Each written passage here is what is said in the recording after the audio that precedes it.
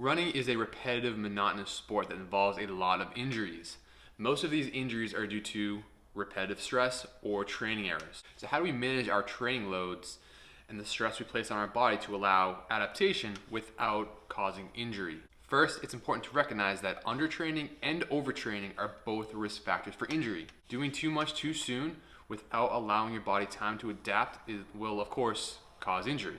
Yet if we load our body over time and allow ourselves to adapt, we can essentially become more resilient and get away with more going forward. If we are undertrained, we won't be quite as resilient. We might be not prepared for the race or competition that we're going to participate in, or we're just not going to be able to handle the loads that we may be able to if we were to increase our training load appropriately.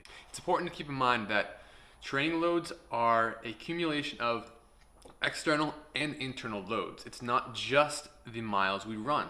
In other words, our mental and emotional well-being are just as important for load management as our physical stress. For example, the popular 10% rule, where you increase your mileage by 10% per week, has been debunked as it doesn't account for intensity. An athlete with a lower training load who uses that 10% rule may not progress as much as they should, whereas an athlete with a higher training load, a higher chronic training load, may quickly become overwhelmed if they're increasing their mileage by 10% every single week. One popular way to track training loads is rate of perceived exertion, or RPE.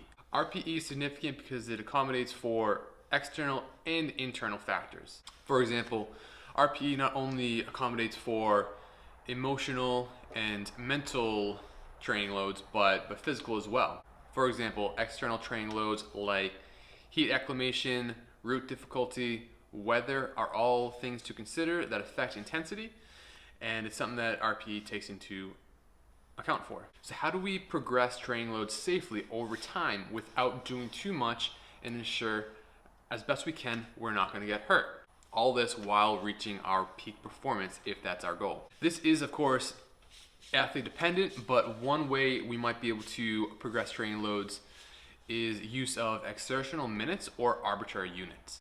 The way we use exertional minutes is we're going to use the RPE scale 1 to 10 to grade the intensity of a workout. Whatever that workout is, you give it a grade and then you multiply by the minutes at that intensity. So for example, if an athlete runs for 60 minutes at an RPE of 5 out of 10, that would be 300 exertional minutes. So how do we manage these exertional minutes over time to ensure we don't get hurt?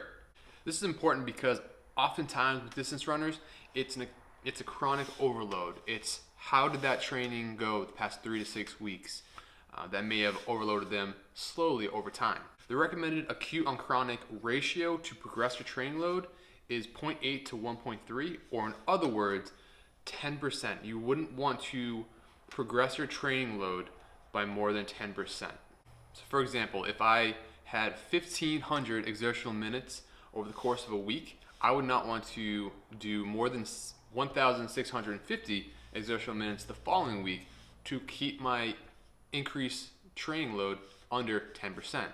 Increasing your training load by more than 15% was correlated to a 21 to 49% increase in injury risk, as opposed to keeping your training load increase by under 10%, that was correlated to about 4% of an injury risk. So how do you manage training load from week to week to ensure you're progressing without potentially hurting yourself? If you want to manage your training loads, the acute on chronic ratio using exertional minutes is a good idea. Use the RPE scale to grade each workout, and whatever grade you give it, multiply by the minutes at that intensity. Add your numbers up at the end of the week, progress by less than 10%. This is going to consider external and internal factors which all accommodate for your training load. This is going to help you progress with less risk of injury.